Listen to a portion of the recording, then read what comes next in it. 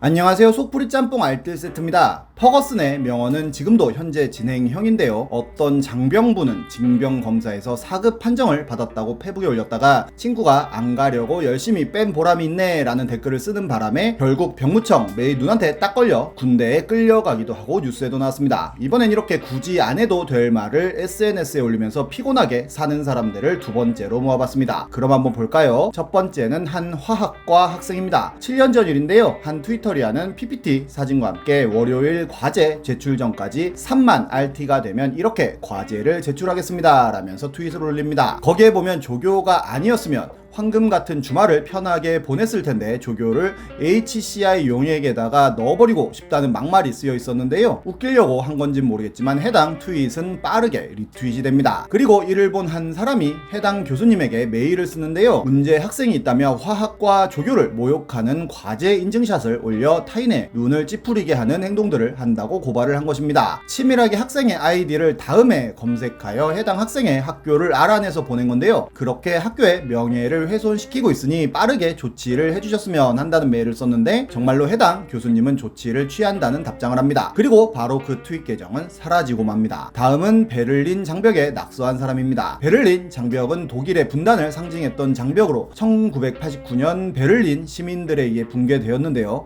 2005년에 한반도의 평화를 기원한다면서 독일 정부에서는 서울시에 베를린 장벽을 기증합니다. 베를린 장벽과 함께 당시 실제로 사용하던 가로등과 파란 곰조각도 함께 세트로 주었었는데요. 서울시에서는 해당 장벽을 청계천 근처에 베를린 광장이라는 이름으로 전시해 놓았었습니다. 하지만 그 어떤 가림막도 없었기에 진수가 낙서를 하는 등 작은 낙서들도 많았는데요. 서독은 통제가 없어 화려한 그림들이 그려져 있고 동독은 통제가 심해 텅 빈 느낌이라 그 자체로도 큰 의미를 주기도 했었습니다. 흉물로 방치되었다는 지적이 가끔 기사로 나오기도 했었는데요. 그리고 2018년 어느 날 한 아티스트라고 주장하는 사람이 베를린 장벽에 라카치를 하며 본인의 인스타그램으로 생중계를 하는 일이 벌어집니다. 그러면서 다리 좀 떨리겠지? 어떻게 될지 모르지만 낙서 한번 제대로 해봐야지 라는 글까지 남기는데요. 그는 당당하게 벽 앞에서 포즈를 취하고 찍은 사진까지 올렸고 당연히 어마어마한 비난을 받습니다. 심지어 여기에 그려진 이 히드 아이즈라는 곳은 옷가게인데요. 옷가게를 홍보하기 위해 이런 짓을 했던 것입니다. 뱅크씨가 와서 이렇게 했어도 욕만 먹었을 것 같은 이런 행위를 사람들은 가만두지 않았고 빨리 잡아 넣으라는 청와대 청원까지 올라옵니다. 당연히 경찰은 그를 소환조사하는데요. 그는 인터뷰를 통해 평화와 한민족의 꿈을 염원하고자 그림을 그렸다고 하고 많은 사람들에게 죄송하다는 사과를 하기도 합니다. 결국 히다이즈라는 옷가게 역시 인스타그램에 사과문을 올리는데요. 본인의 예술적 의도로 범행을 저질렀다고 주장합니다.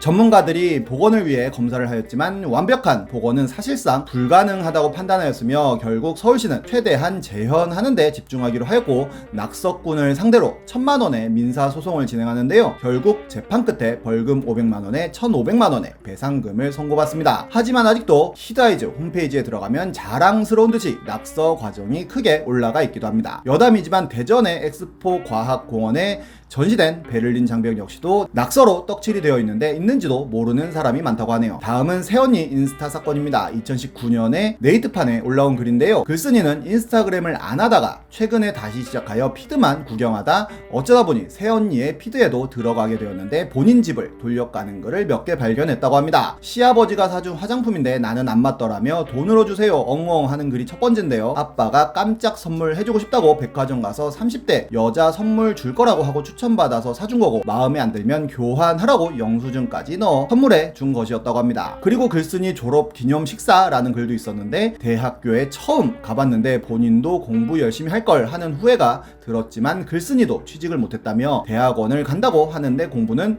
본인 적성이 아니라는 내용이었습니다. 새언니한테 졸업식에 와달라고 하지도 않았는데 와서는 학사모에 가운까지 입고 사진 찍고 제일 신났었다고 하는데요. 그럼에도 글쓴이를 돌려갔다고 합니다. 그 외에도 닭도리탕 글을 쓰며 일주일에 2번 정도 시가에 가서 반찬을 얻어오는데 아들 굶을까봐 그러시나 보다며 본인이 좋아하는 반찬은 안 해준다면서 본인이 간제미회 무침 참 좋아한다며 마무리를 짓기도 하고 시어머니가 주신 시계 사진을 올리면서 시할머니가 스위스 PX에서 사오신 거라고 하는데 그땐 해외여행 못 가던 때 아니냐며 시엄마 허풍을 속아드리자는 글도 올렸는데, 할아버지가 고위공직자여서 해외여행 자유와 이전부터 부부 동반으로 해외를 나가 사오신 거라고 합니다. 그리고 시어머니의 환갑잔치 때도 글을 올렸는데 비싸니까 맛은 있다며 칠순 땐 얼마를 쓰시려고 하며 마무리 짓는데요, 새언니 돈은 한 푼도 안 들어갔다고 합니다. 너무 화가 나서 다른 피드들은 보지도 않았다고 하는데요, 사람들은 엄마한테 말씀드리고 시계부터 받아오라는 글부터 가족 단톡방 만들어 저거 그대로 올리라는 글까지 새언니를 비난하는 글들을 남기고 또 배풀이 되었습니다. 정말 심한 자격지심 있는 며느리가 아닐까 싶네요. 다음은 박지윤 모네 생가 사건입니다. 박지윤은 2014년 지베르니 모네의 생가에서 찍은 사진을 올리면서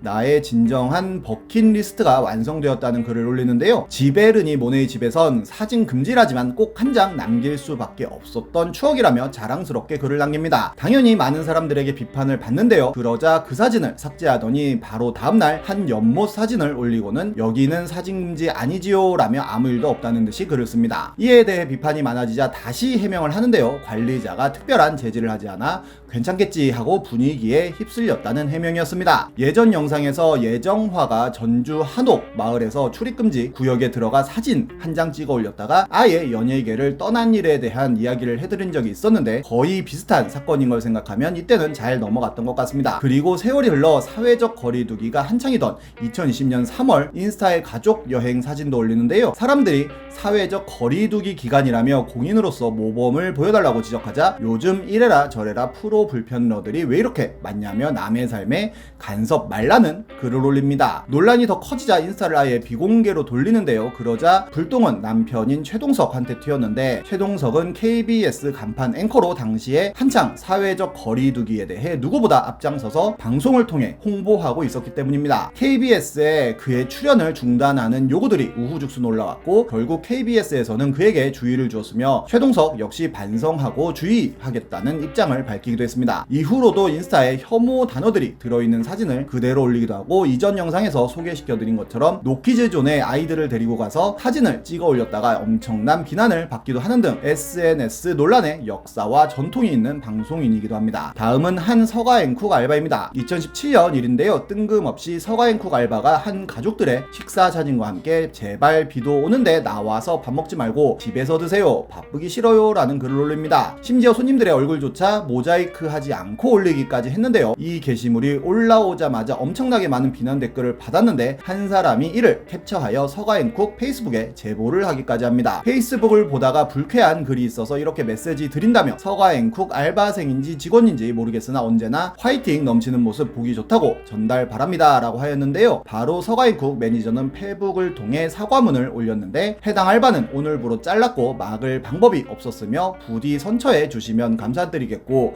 앞으로 알바 관리 잘하겠다는 정말 짧지만 핵심을 모두 담은 사과문에 정석을 올려 아직도 찬사를 받고 있습니다. 그리고 해당 알바생 역시도 사과문을 올리는데요, 해당 글을 올린 이유가 지금 상태로 알바가 편하게 흘러갔으면 좋겠다는 이유 하나로 올린 것이며 사람이 없다는 것을 보여주기 위해 올린 것이라는 해명이었습니다. 해명조차도 전혀 개념이 보이지 않는 진정한 무개념으로 회자되었던 기억이 나네요. 물론 SNS를 통해서 아주 가끔은 좋은 일이 벌어질 때도 있긴 있는데요, 안 좋은 일이 훨씬 많이 벌어지는 것 같습니다. 지금까지 속풀이 짬뽕 알뜰 세트였습니다.